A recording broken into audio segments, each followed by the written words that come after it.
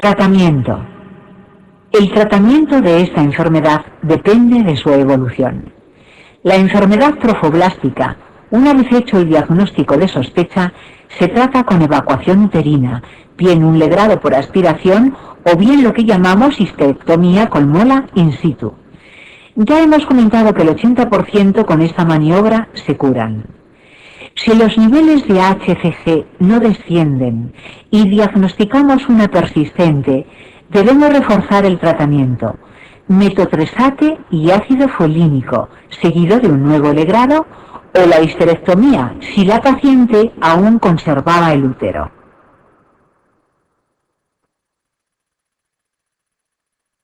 En el caso de que diagnostiquemos una metástasis, debemos analizar la existencia de factores de mal pronóstico.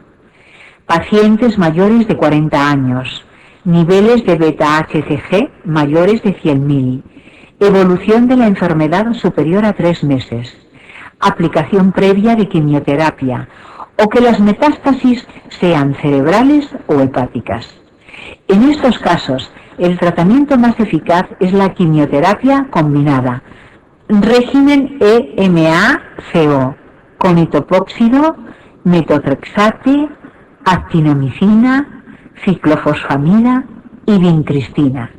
Pero si no encontramos factores de mal pronóstico, con metotrexate y folínico es suficiente, como si se tratara de una enfermedad persistente.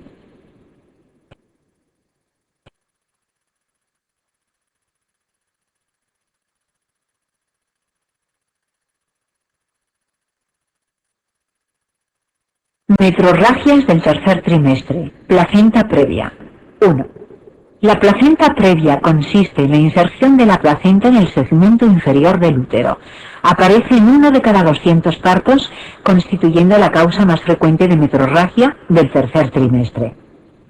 Dependiendo de su relación con el orificio cervical interno, se clasifican en oclusiva total, oclusiva parcial, marginal y placenta de inserción baja. La frecuencia de placenta previa se ve incrementada con la edad, la paridad, con la presencia de cicatrices uterinas, en gestaciones múltiples y en gestantes fumadoras.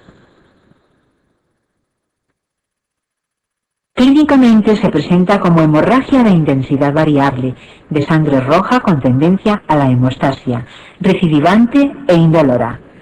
A la exploración física, el tono uterino es normal. No se debe realizar tacto vaginal salvo en quirófano preparado para realizar cesárea urgente, debido al riesgo de hemorragia. No es causa de sufrimiento fetal a no ser que afecte a una gran parte de la placenta o se produzca una hipovolemia materna severa. El método diagnóstico complementario de elección es la ecografía obstétrica, que localiza la placenta y evalúa la estática y biometría fetal.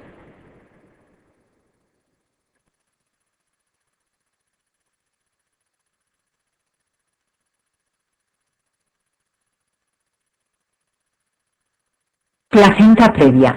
2. La conducta obstétrica en un caso de metrorragia del tercer trimestre por placenta previa dependerá de la edad gestacional, del estado materno y fetal y de la variedad de placenta previa.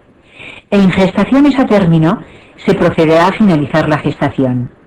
Si la variedad es oclusiva total o parcial, se practicará una cesárea ante la imposibilidad del parto por vía vaginal. Si la variedad es no oclusiva y la intensidad del sangrado lo permite, se dejará evolucionar el parto por vía vaginal. En caso de gestación pretérmino, se optará por una actitud expectante con ingreso de la paciente en reposo absoluto, maduración pulmonar fetal con corticoides y en caso de contracciones, administración de tocolíticos siempre que el sangrado sea leve. Si apareciera sangrado severo o sufrimiento fetal, se finalizará inmediatamente la gestación mediante cesárea urgente.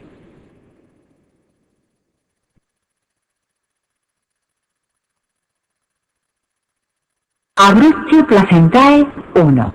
El abruptio placentae es el desprendimiento prematuro de la placenta normalmente inserta. Aparece en uno de cada 200-300 partos, constituyendo la segunda causa más frecuente de metrorragia del tercer trimestre del embarazo. Los estados hipertensivos del embarazo son el factor más claramente relacionado con el abruptio. Su frecuencia se verá incrementada con la edad, la paridad, en pacientes con enfermedad vascular crónica, traumatismos, procedimientos obstétricos, déficit de ácido fólico, hipofibrinogenemia congénita y en adictas a drogas.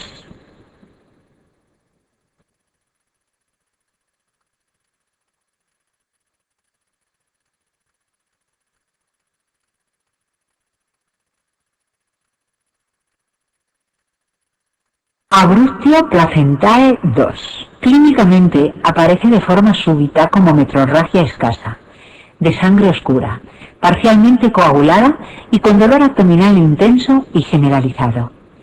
El estado materno no se correlaciona con el volumen escaso de la metrorragia, ya que gran parte del volumen real del sangrado puede quedar acumulado en forma de hematoma retroplacentario. A la exploración, el tono uterino está muy aumentado y es esta hipertonía uterina la causante del dolor abdominal. El desprendimiento de placenta es causa de sufrimiento fetal agudo y severo.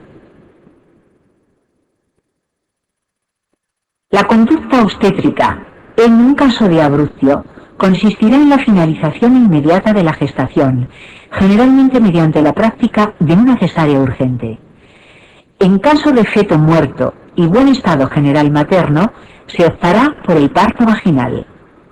Se instaurarán medidas de soporte de las constantes maternas y se solicitará sangre y hemoderivados para su posible transfusión. El abruptio constituye la causa más frecuente de trastorno de la coagulación durante el embarazo. También puede ser causa de insuficiencia renal, útero de Kubeler, apoplejía urtoplacentaria y de manera excepcional de embolia de líquido amniótico.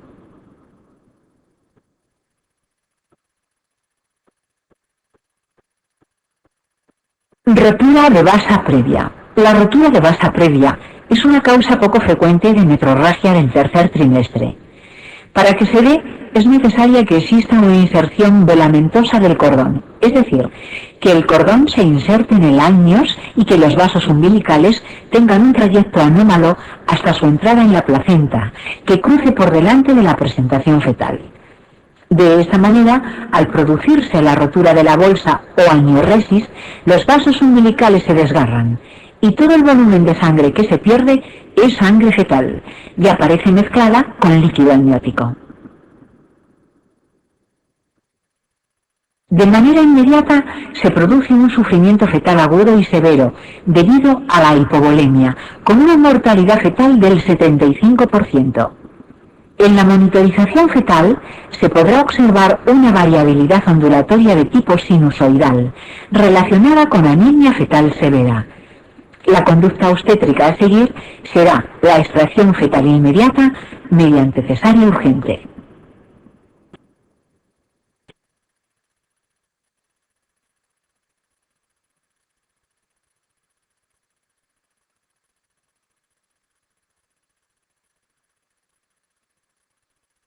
Rotura uterina. La rotura uterina es un cuadro de aparición brusca durante el parto.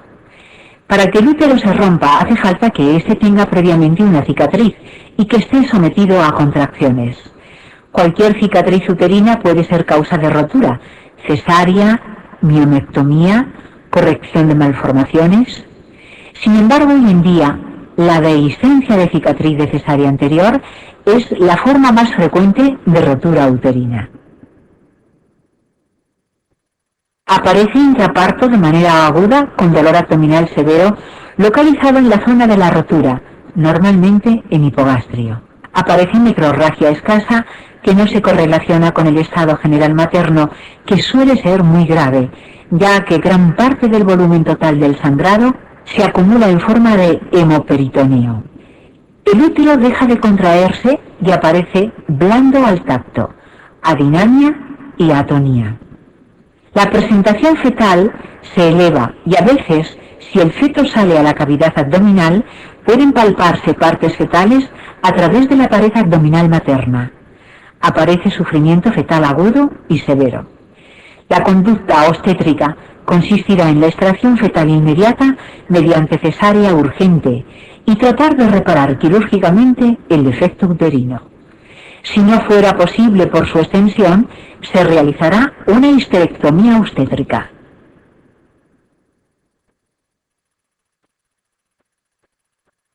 Observa esta tabla donde se muestran las metrorragias del tercer trimestre.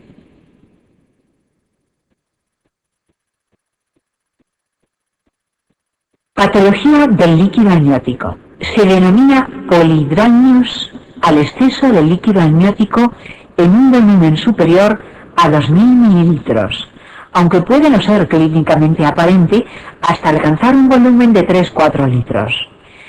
Debido a la sobredistensión uterina que produce, puede ser causa de dolor, disnea u ocasionar una amenaza de parto prematuro.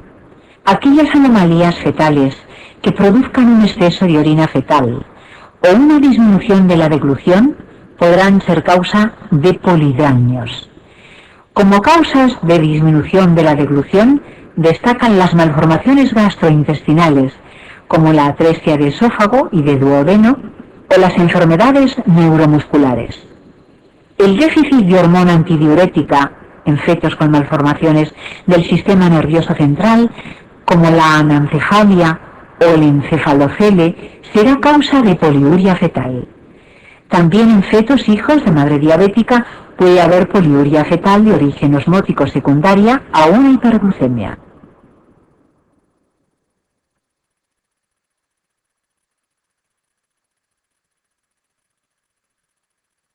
El diagnóstico es ecográfico, tanto para confirmar el polihidralnios como para detectar posibles malformaciones fetales. Como tratamiento puede recurrirse a las amniocentesis evacuadoras periódicas para aliviar la sintomatología. Debe evacuarse de manera lenta para evitar un abruptio placentae que puede producirse al disminuir el volumen uterino de manera brusca. El oligoamnio se define como un volumen de líquido amniótico inferior a 500 mililitros. Como posibles causas encontramos las malformaciones renales y de la vía urinaria, el retraso del crecimiento intrauterino, por oliguria al centralizar el flujo, la rotura prematura de membranas, la posmadurez y la hipoplasia pulmonar.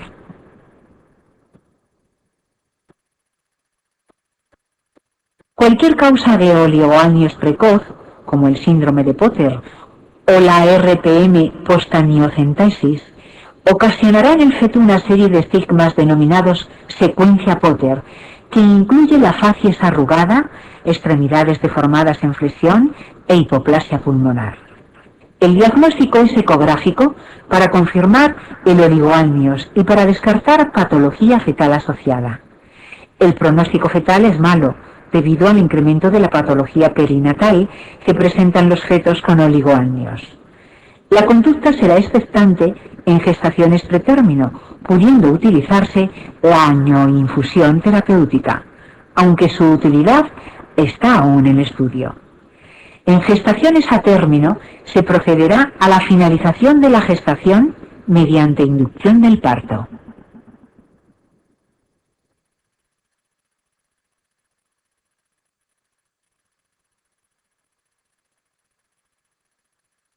Gestación múltiple. 1. La gestación gemelar tiene una frecuencia de 1 de cada 90 embarazos. Los dicigóticos tienen una frecuencia 3 veces mayor que los monocigóticos.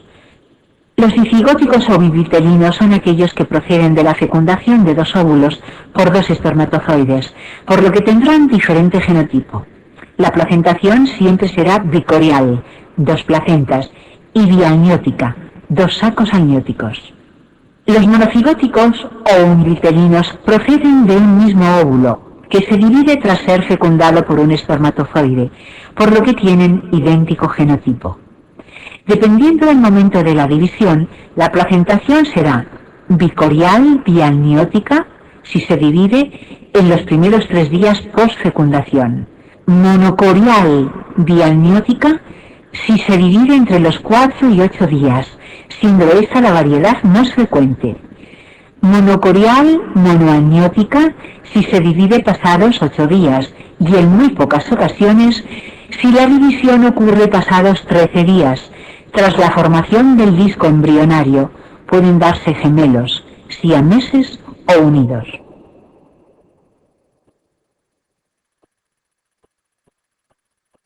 La gestación gemelar es un embarazo de alto riesgo, con gran probabilidad de complicaciones y con aumento de la morbilidad tanto materna como fetal.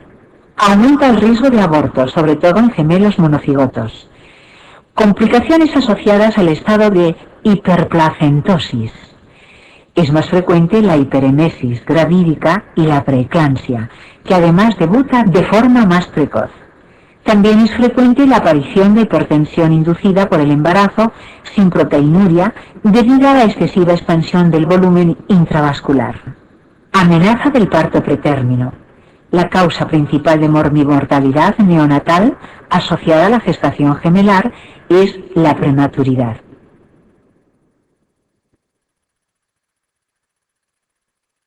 Rotura prematura de membranas. Es más frecuente que ocurra y a la vez estimula la mayor frecuencia de partos pretérmino. Las malformaciones congénitas son 3 veces más frecuentes en gestaciones gemelares, principalmente las cardiopatías congénitas y los defectos del tubo neural. Con frecuencia aparece patología de cordón, sobre todo prolapso de cordón, en casos de gestaciones monoamnióticas o con polihidranios.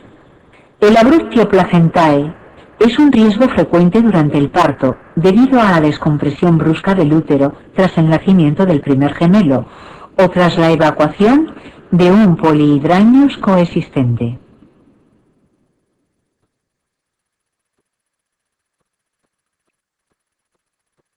Gestación múltiple 2. El crecimiento discordante de ambos gemelos afecta al 30% de las gestaciones gemelares, siendo más frecuente entre gemelos monocigotos.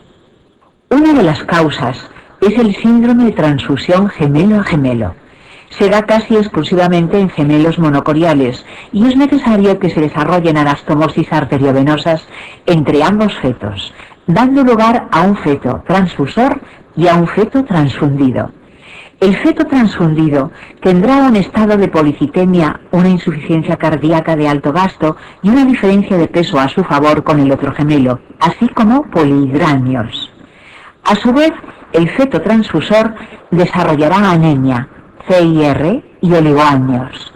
Puede tratarse equilibrando el volumen de líquido entre ambas bolsas mediante ventanas amnióticas o coagulación por láser de las anastomosis vasculares.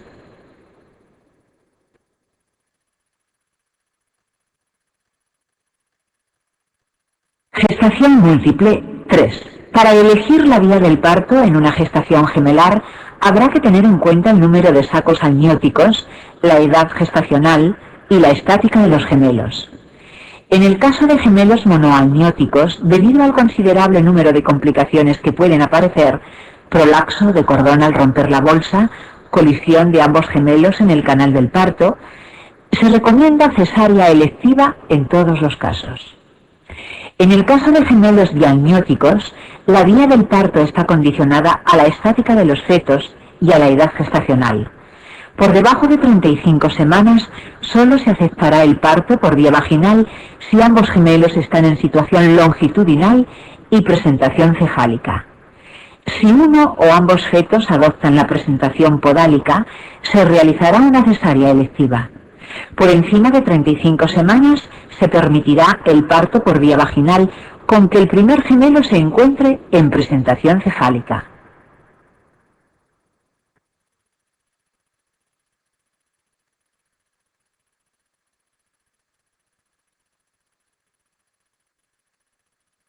Parto prematuro 1. La amenaza de parto pretérmino se define como la aparición de una o más contracciones uterinas en 10 minutos, con nulas o escasas modificaciones cervicales y con rotura o no de membranas en una gestación de menos de 37 semanas. La causa es desconocida en un 50%. Son factores de riesgo, edades extremas, bajo nivel socioeconómico, consumo de tabaco, alcohol o cocaína, déficit nutricional, infección urinaria, cervical o del líquido amniótico, gestación múltiple, polihidramios, abruptio, placenta previa, preeclampsia, miomas, etc.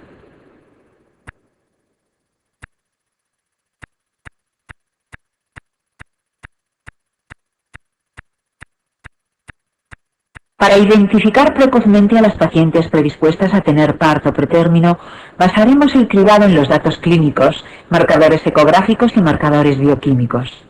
Como datos clínicos podremos encontrar antecedentes personales de parto pretérmino, la pérdida prematura del tapón mucoso y la presencia de contracciones y hemorragia vaginal. Se ha demostrado la utilidad de la valoración ecográfica de varios parámetros. Hay una relación proporcional entre la longitud cervical y la frecuencia de parto pretérmino. Longitudes cervicales inferiores a 3 centímetros suponen un claro riesgo de parto pretérmino. La dilatación del orificio cervical interno, OCI, de 1 centímetro o más, la protusión de las membranas y la disminución de movimientos respiratorios fetales por acción de las prostaglandinas también son marcadores ecográficos.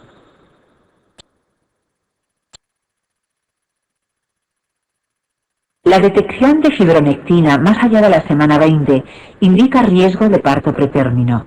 En caso de infección, los mediadores de inflamación como TNF o interleucinas pueden estimular la secreción de fibronectina. La interleucina 6, el moco cervical, aparece solo en 1/3 de las amenazas de parto pretérmino.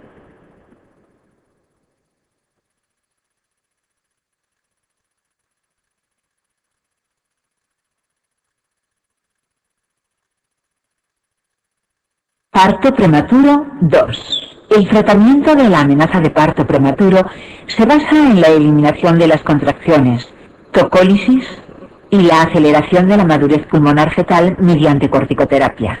Si se produce una rotura prematura de membranas, añadiremos profilaxis antibiótica para evitar la infección amniótica, siendo la amoxicilina de elección.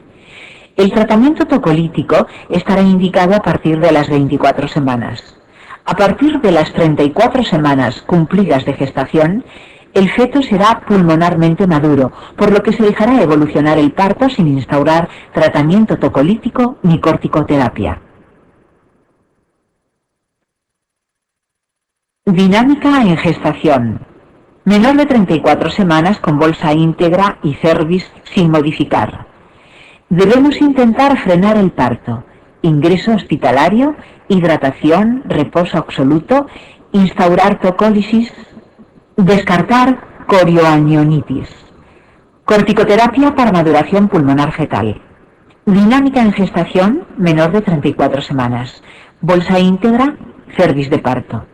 El parto ya ha comenzado y será imposible detenerlo con el tratamiento tocolítico. Nuestro objetivo es disminuir en lo posible el periodo expulsivo. Ingreso hospitalario, parto vaginal con episiotomía amplia y precoz.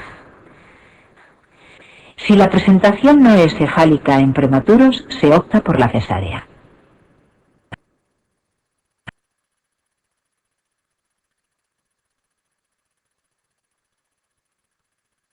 Dinámica y bolsa rota. Si el cervix no está modificado, ingresamos e instauramos tocólisis, corticoterapia, antibioterapia y reposo absoluto. Si el cervix está muy modificado, dejar evolución espontánea. Adinamia y bolsa rota, reposo absoluto, antibioterapia, control de constantes y analíticas materno-fetales, corticoterapia durante 2 dosis por semana hasta la semana 34, inducción a las 34 semanas o ante la mínima sospecha de corioanionitis. Dinámica en gestación mayor de 34 semanas, membranas íntegras y cervix sin modificar. Tras comprobar el bienestar materno y fetal, indicaremos reposo domiciliario sin necesidad de ninguna otra actuación terapéutica. Dinámica en gestación mayor de 34 semanas y cervix de parto con membranas íntegras o rotas. Evolución espontánea del parto.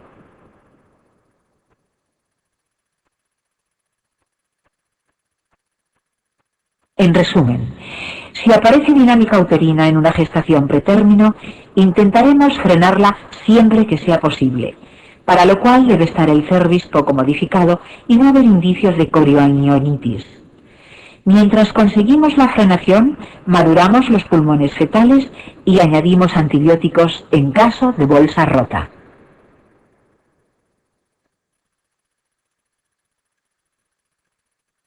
Parto prematuro 3. Se denomina tocólisis al conjunto de métodos empleados para frenar o hacer desaparecer la dinámica uterina.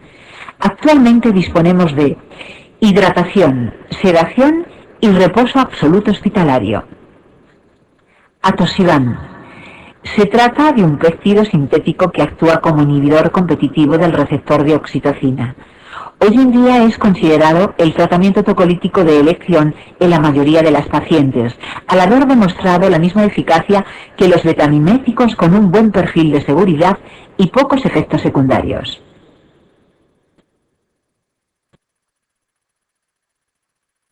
Betamiméticos. Durante mucho tiempo ha sido el método de elección en amenaza de parto prematuro. Se emplea el ritodrine, un beta-2 agonista. El ritodrine puede producir por estimulación beta-1 taquicardia, temblor, descompensación glucémica. La frenación con ritodrine está contraindicada en caso de placenta previa con hemorragia grave y en el abruptio. También está contraindicada en caso de diabéticas, cardiópatas, hipertensas graves y en hipertiroideas. Tendremos especial precaución con el uso junto a corticoides, ya que la taquicardia baja el gasto cardíaco y favorece el edema de pulmón. El corticoide aumenta la permeabilidad vascular y también favorecería el edema de pulmón.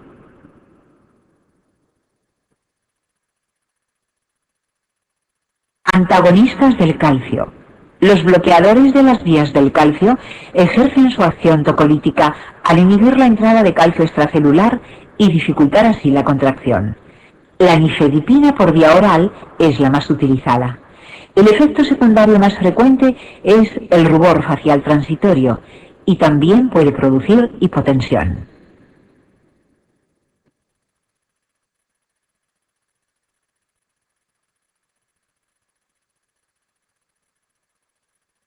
Parto prematuro 4. Antiprostaglandínicos. Estos fármacos disminuyen la concentración de calcio intracelular. Se emplea la indometacina. Su principal utilidad es potenciar los betamiméticos o ser una alternativa a estos cuando estén contraindicados. Están contraindicados en bolsa rota, pues enmascaran la fiebre como signo de sospecha de infección amniótica. Se deben administrar con precaución en pacientes con ulcus y asma. Favorecen el cierre precoz del ductus, por lo que no se dan más de 48-72 horas y además se suspenden 24 horas antes del parto. Sulfato de magnesio. Actúa como antagonista del calcio. Entre sus efectos secundarios se describen edema pulmonar, hipotermia con bradicardia fetal y toxicidad neuromuscular. Las mujeres tratadas deben ser estrechamente monitorizadas para detectar signos de hipermagnesemia maternos o fetales. Las dosis utilizadas son parecidas a las indicadas en la preeclampsia y el antídoto en casos de intoxicación es el gluconato cálcico. Progestágenos. Relajan la musculatura lisa uterina. Se usan como tratamiento adicional antes de las 32 semanas. Gestación cronológicamente prolongada. Una gestación cronológicamente prolongada es aquella que dura más de 42 semanas. Su incidencia está alrededor del 10%. En la mayoría de las ocasiones la causa es desconocida. Puede que en muchos casos no se trate realmente de un embarazo prolongado, sino de un error en la estimación de la edad gestacional. Parece que hay una cierta tendencia genética en algunas familias a tener embarazos prolongados. También se asocia a fallo en los factores hormonales que desencadenan el parto, como en la anencefalia.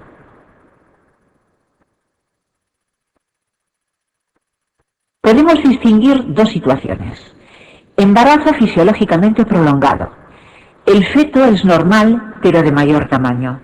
No hay anomalías ni sufrimiento fetal.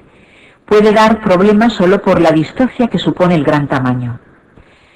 Embarazo patológicamente prolongado. El feto deja de crecer. Aparecen signos de insuficiencia placentaria, afectación fetal, hipoxia, hipoglucemia, maceración de la piel, envejecimiento de la placenta y oligoaños, CIR tipo 2. Signos inespecíficos de posmadurez son uñas largas, abundante pelo en la cabeza, disminución del vérmix.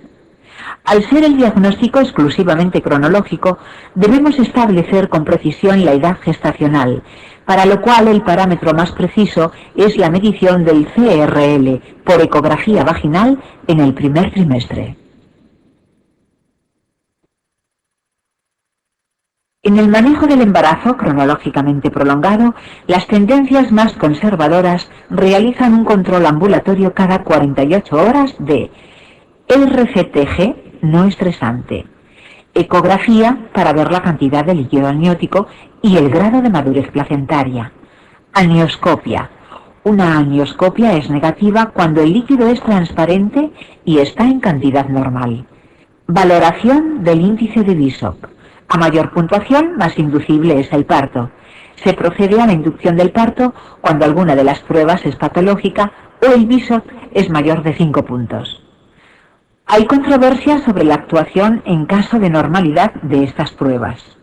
Algunos autores recomiendan inducir toda gestación a partir de la 41 semana, mientras que otros prefieren esperar a la 42 semana y entonces inducir.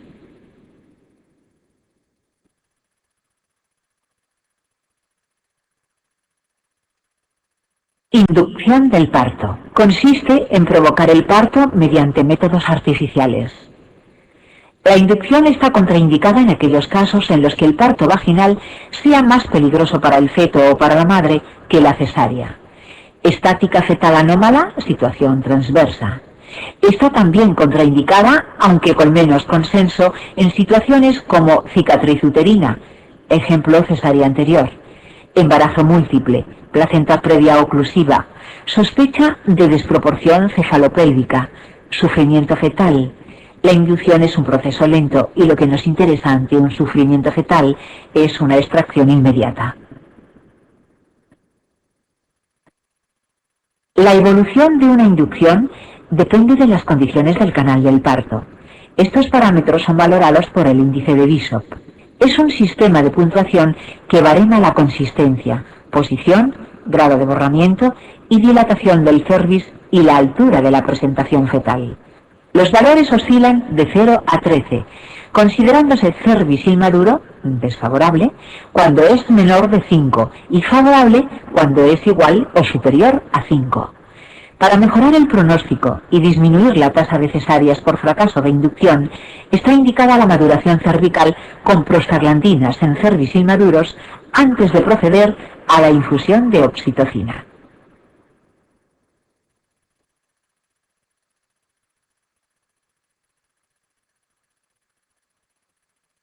Como métodos de inducción disponemos hoy en día métodos físicos. Amniorexis, rotura de la bolsa amniótica. Se emplea en cuellos muy favorables como complemento de la oxitocina. Hay que tener precaución para evitar un prolaxo de cordón. Maniobra de Hamilton. Consiste en despegar las membranas mediante un masaje intracervical para favorecer la liberación local de prostaglandinas. Métodos químicos locales. Maduración cervical. Prostaglandinas E2 intracervical. Puede usarse en forma de gel, comprimidos vaginales o en dispositivos de liberación lenta cervical. Es el mejor método para el cervix inmaduro en caso de útero a término con bolsa íntegra. Madura el cuello y facilita el parto posterior. Métodos químicos sistémicos. Oxitóxicos. Producen contracciones en casi toda circunstancia, pero son el método más eficaz cuando el cuello es muy maduro, cuando la bolsa está rota o cuando el resto está contraindicado. No se emplean o se usan a bajas dosis si hay cicatrices o malformaciones uterinas por el riesgo de rotura.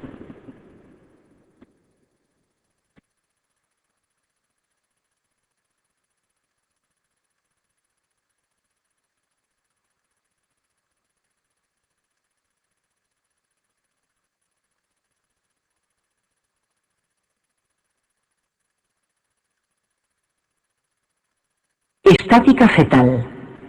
Existen diferentes términos que hacen referencia a la postura y colocación del feto intraútero que debes conocer. Situación. Es la relación entre el feto y la vertical uterina. Puede ser longitudinal, transversa u oblicua. Estas dos últimas son indicación de cesárea. Presentación. Es la parte fetal que está en relación con la pelvis materna. Puede ser cefálica o podálica. Posición. Es la orientación respecto a la pelvis. Actitud. Corresponde a la relación que tienen entre sí las diferentes partes fetales. En la presentación cefálica corresponde al grado de flexión o deflexión de la cabeza. Vértice, sincipucio, frente y cara. De estas, recuerda que todas pueden ser un parto vaginal, excepto la frente y la cara, variedad mentoposterior en las que debemos indicar una cesárea.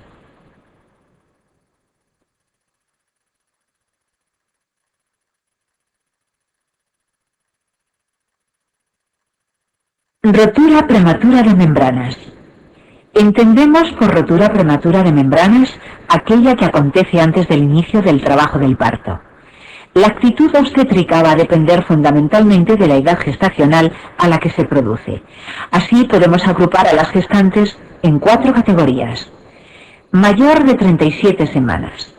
Se trata de gestaciones a término. En este grupo terminamos la gestación induciendo un parto vaginal si no existe contraindicación para ello. La profilaxis antibiótica se iniciará si no existe otra indicación, como por ejemplo portadora del estreptococo, cuando la rotura de membranas se prolongue más de 18 horas. 34-37 semanas. Se trata de gestaciones pretérmino, pero con madurez pulmonar. Por tanto, actuaremos como en el grupo anterior, induciendo el parto vaginal si no existe contraindicación. La diferencia está en la profilaxis antibiótica, que en este grupo se comienza desde el principio, por tratarse de gestaciones pretérmino.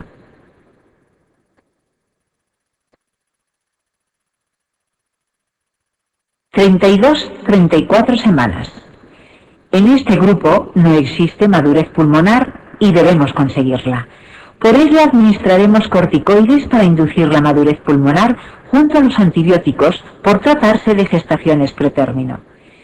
Esperaremos hasta que los corticoides hagan efecto, 48-72 horas, utilizando tocolíticos si apareciera dinámica y posteriormente terminaríamos la gestación como en las categorías anteriores. Menor de 32 semanas. Estas gestaciones se beneficiarán no solo de conseguir madurez pulmonar, sino también de alcanzar un mayor peso. Por ello intentaremos mantenerlas hasta las 33-34 semanas, siempre que no aparezcan complicaciones como infección, sufrimiento fetal. Para ello utilizaremos los corticoides y antibióticos y los tocolíticos cuando aparezca dinámica. Una vez alcanzadas las 33-34 semanas, finalizamos la gestación, aunque si se complica, se finalizará inmediatamente.